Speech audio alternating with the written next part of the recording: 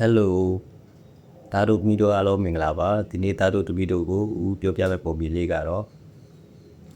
မိဘစကားနားမထောင်တဲ့မွေကလေးဆိုတဲ့ပုံပြင်လေးပဲဖြစ်ပါတယ်ကိုရှိတော့ကတူတူနဲ့မှာမွေသားပြီးနှကောင်နေကြတယ်တဲ့ဒီမှာတော့မွေကြီးဟာ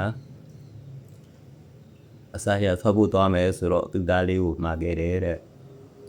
သားလေးရေသွင်းဒီဘက်မှာတော့မကစားနဲ့နော်နောက်ပြီးတော့ပောက်ကရလည်းမစားနဲ့လို့မှာသွားတယ်တဲ့သူမိသွားပြီးတော့ခဏကြာတော့မွေသားလေးဟာအပြင်ကိုခဏတစ်ဖြုတ်လောက်သွားလေတာတော့ကိစ္စမရှိတော့ပါဘူးလေဆိုပြီးတော့လမ်းပြင်ကိုထွက်သွားတယ်တဲ့အဲဒီမှာလက်သွားနေတဲ့ဖူကြီးတယောက်ကသူ့ကိုကောက်ပြီးတော့အဲ့တဲ့ထဲ့ပါတယ်တဲ့မွေကလေးဟာသူ့ပေစရာကိုနားမထောင်နဲ့အပြင်ထွက်မိတာမှားပြီးဆိုပြီးတော့နောင်တရနေတာပေါ့ကွယ်အဲဒီလိုနဲ့အဖူကြီးရဲ့အိမ်ရောက်တော့ဖူကြီးကမွေကလေးကိုတောင်းလေးတဲ့ထည့်ပြီးတော့အခေါ်အုပ်တာတဲ့ခန်းနေကြတော့ဖူကြီးက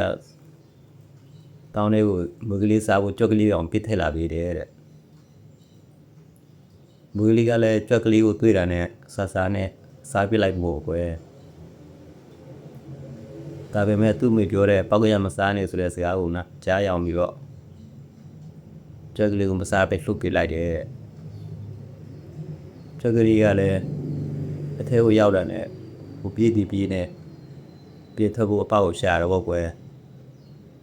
နောက်ဆုံးဘလူးမအပေါက်မတွေ့တော့ကြွက်ကလေးကတောင်းကိုကိုက်ဖောက်ပြီးတော့နှကောင်သား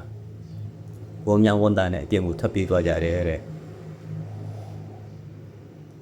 ဒီပုံမြင်လေးကိုနားထောင်ပြီးတော့ဗာတင်ကစားရလဲဆိုတော့မွေကလေးဟာသူ့မိပြောတဲ့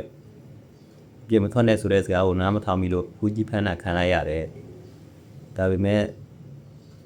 သူ့မိပြောတဲ့ပောက်ကရမစားနဲ့ဆိုတဲ့စကားကိုနားထဲကြားရအောင်ပြီးတော့နားထောင်လိုက်လို့အသက်ပေးအင်ဂျင်နဲ့လို့ရတယ်ဆိုတာကိုဒါတို့ဗီဒီယိုမှတ်သားကြရမယ်ကွယ်ကဲနောက်နေ့ဒီမှာနောက်ဗီဒီယိုတစ်တွေနဲ့ပြန်ဆောင်ကြရအောင်I love you all ပါ